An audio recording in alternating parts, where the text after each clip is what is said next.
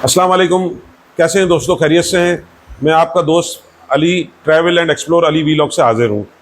इस वक्त दोस्तों हम थाईलैंड के विज़िट वीज़ा के हवाले से बात करेंगे, जो कि पिछली वीडियो में मैं थाईलैंड के एम्बेसी के बाहर आपको मैंने कुछ चीज़ें बताई थी। उस चीज़ों में मैंने आपको बताया था कि आपने किस वक्त में किस टाइमिंग में आना है, लेकिन डॉक्यूमेंट्स के हवाले से कुछ चीज़ें रह गई थी, वो मैंने कहा इस वीडियो में मैं कवर कर लूँ।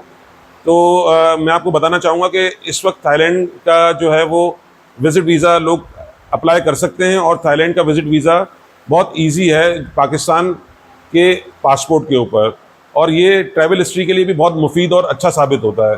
तो जो लोग अपनी ट्रैवल हिस्ट्री अच्छी करना चाहते हैं और मज़ीद विज़िट करना चाहते हैं दूसरे मुल्कों में, तो वो थाईलैंड का वीज़ा की तरफ ज़रूर सोचें और थाईलैंड का वीज़ा ज़रूर लें। थाईलैंड का वीज़ा एक तो मल्टीकल्चरल, थाईलैंड बहुत मल्टीकल्चरल है। वहाँ पे बहुत सारी बीचेस हैं, बहुत सारे एक्साइटमेंट वाले बच्चों के प्ले एरियाज़ हैं, बच्चों के लिए बहुत सारी चीज़ें करने की, और बहुत एक्साइटमेंट है वहाँ पे। बहुत सारी चीज़ें आप कर सकते हो। अगर आप शॉपिंग करना चाहते हो, शॉपिंग के लिए भी थाईलैंड बहुत अच्छा है। अगर आप एक्सप्लोर करना चाहते हो, नेचर लवर हो, तो नेचर लवर के लिए बहुत अच्छी जगह है वहाँ पे। माउंटेनियस एरियाज़ हैं, बीचेज़ हैं, मुख्तलिफ़ किस्म की चीज़ें हैं वहाँ पे, आप एक्सप्लोर कर सकते हो थाईलैंड को।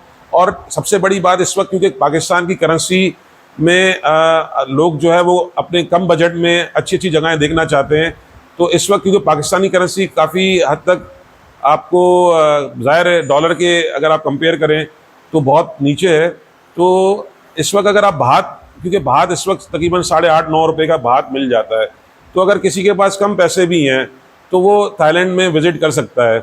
मतलब थाईलैंड का जो ट्रैवल है वो 4-5 लाख रुपए में आप वहाँ की अपना विज़िट भी कर सकते हो, वहाँ से कुछ आप परचेजिंग भी कर सकते हो, और वहाँ आप एक्सप्लोर भी कर सकते हो अगर आप सिंगल बंदे हो।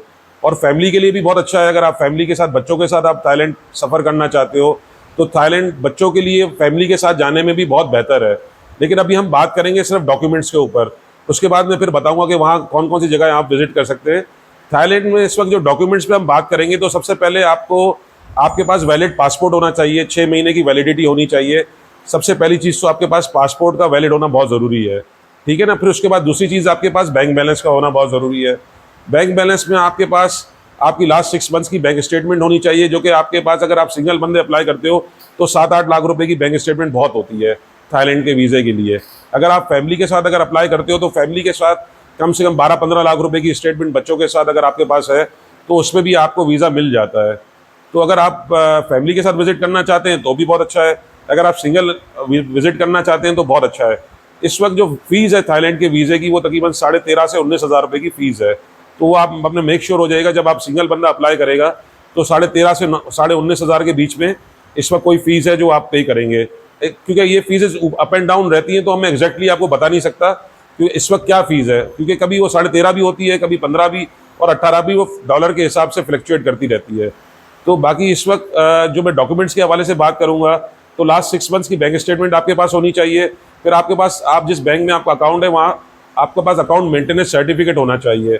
अकाउंट मेंटेनेंस सर्टिफिकेट आप किसी भी बैंक के बंदे को बोल के, मैनेजर को बोल के, आप उस पर बैंक की स्टैम्प लगवा के वो आप ज़रूर अपने पास रखिए जब आप वीज़ा अप्लाई करने जाएंगे। उसके अलावा आपको, अगर आप बिजनेसमैन हैं तो आपके पास टैक्स रिटर्न्स होने चाहिए, 2 साल के या 1 साल के टैक्स रिटर्न्स होने चाहिए, वो आप उस पर साथ ज़रूर लगाइए अपने, ठीक है ना। एनटीएन, क्योंकि जो भी बिज़नेस करने वाले लोग होते हैं उनके पास एनटीएन या उनके पास बिज़नेस डॉक्यूमेंट्स होते हैं। अगर चैम्बर ऑफ कॉमर्स का सर्टिफिकेट है तो वो भी ज़रूर लगाइए अपने डॉक्यूमेंट्स के साथ। एज सच कोई रिक्वायरमेंट नहीं है चैम्बर ऑफ कॉमर्स की, लेकिन आप लगाएंगे तो आपके लिए बेहतर रहेगा उसमें। और अगर आप जॉब करते हैं, अगर आप किसी कंपनी के एम्प्लॉय हैं, तो उसके लिए आपको एम्प्लॉयर की जो है वो आपके पास सैलरी स्लिप होनी चाहिए, और उसके बाद आपके पास जॉब सर्टिफिकेट होना चाहिए, उस पर आप अपना ट्रैवल प्लान लिखवा लेंगे कि आप कितने दिनों के लिए ट्रैवल करना चाहते हैं। वो डॉक्यूमेंट्स लगा के आप एम्बेसी में जमा कराएंगे। और इसके अलावा आपको जो है वो तस्वीरें चाहिए होंगी ब्लू और वाइट बैकग्राउंड में। अगर ब्लू बैकग्राउंड में है तो ठीक है, वाइट बैकग्राउंड में तो वो भी ठीक है। वो आप 2 तस्वीरें अपने साथ, एक बंदा अगर अप्लाई करेगा तो वो 2 तस्वीरें उस पर अटैच करेगा। ये तो हो गई आपके साथ डॉक्यूमेंट्स की बातें। अब आप जाते हैं, अब जब थाईलैंड में, तो वहाँ पे बैंकॉक है। बैंकॉक में आप बहुत सारी जगह है, बहुत सारे जो स्ट्रीट्स हैं, सुखमीत रोड है, नाना स्ट्रीट है, वहाँ पे खाने पीने की बहुत सारी चीज़ें हैं। और इसके अलावा आप वहाँ से बहुत सारे ड्यूटी फ्री तरह के मतलब चीज़ें आप, क्योंकि किस ज़माने में बैंकॉक ड्यूटी फ्री था तो उधर बहुत सारी चीज़ें आपको सस्ते मिल जाएंगी, क्योंकि इस वक्त भारत जो है वो 8.5-9 रुपये का है, तो वहाँ आपको सस्ते में भी आप परचेसिंग कर सकते हो, शॉपिंग कर सकते हो। इसके अलावा अगर आप नेचर लवर हो तो जो बीचेस हैं वो बीचेस पे आप जा सकते हो, बीचेस में आप विज़िट कर सकते हो। और वहाँ पे आपको ख़ास तौर पे बैंकॉक, पटाया या फुकेट हो गया, वहाँ पे 7-Eleven की शॉप्स हैं, वहाँ से आपको हलाल फूड बहुत ईजीली अवेलेबल हो जाती है। बर्गर्स होते हैं, सीपी के बर्गर्स होते हैं वहाँ पे, वो मैं आपको तस्वीर पे अगर मेरे पास हुई तो मैं शेयर कर दूंगा आपको। वो सीपी के बर्गर्स आप लेके वहाँ से आप यूटिलाइज़ कर सकते हो। वहाँ पे इंडियन रेस्टोरेंट्स हैं, मुसलमानों के हलाल फूड आपको ईजीली मिल जाती है। टर्किश रेस्टोरेंट्स हैं, आपको ईजीली हलाल मिल जाता है। मैं आपको थाईलैंड इसलिए रिकमेंड कर रहा हूँ कि थाईलैंड एक तो ट्रैवल हिस्ट्री के लिए बहुत अच्छा होता है, दूसरा थाई बात इस वक्त जो है वो कम है। पैसे आपको अगर पाकिस्तानी रुपीज़ में आप कन्वर्ट करते हैं थाई बात को तो 7.5-8 रुपये, 8.5 रुपये का एक थाई बात पड़ता है। तो इसीलिए अगर आप, और थाईलैंड में जो है वो सीनरीज एक्स्ट्रा ऑर्डिनरी हैं, बहुत खूबसूरत है। आप पटाया बीच जाएँ, बहुत खूबसूरत है। आप फुकेट जाएँ, बहुत खूबसूरत है। कोपीपी बीचेज़ है, कोपीपी के नाम से आइलैंड्स हैं, वहाँ आप जाएँ बच्चों के साथ। आप वहाँ, बहुत मंकी आइलैंड है, आप वहाँ जाएंगे, बहुत इन्जॉय करेंगे। और बहुत सारे आइलैंड्स हैं, ये तो मैं आपको चंद नाम ले रहा हूँ जिन जो मुझे जो मेरे जो फेमस हैं और जो मैं जहाँ जा चुका हूँ, तो उन जगहों के मैं आपको नाम बता रहा हूँ। लेकिन अगर आपके पास टाइम है और आप नेचर लवर हैं तो मैं आपको और भी बहुत सारे इस पर जगह हैं जो आप सर्च करेंगे तो आपके पास निकल के आ जाएंगी। आप बच्चों के साथ वहाँ एंजॉय कर सकते हैं।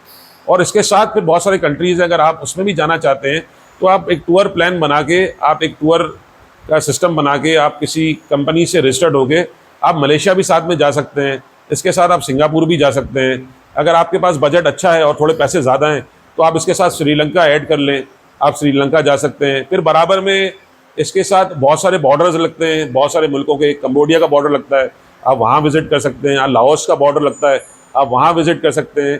तो ये अगर आपके पास बजट है तो आप बहुत सारी जगहों पर विज़िट कर सकते हैं। तो ये आज के लिए काफ़ी था। मैं आपको फिर अगली इंशाल्लाह व्लॉग में आपसे जो है मज़ीद आपसे बात करूँगा। अपने दुआ में याद रखिएगा। आपका दोस्त, आपका भाई अली। शुक्रिया।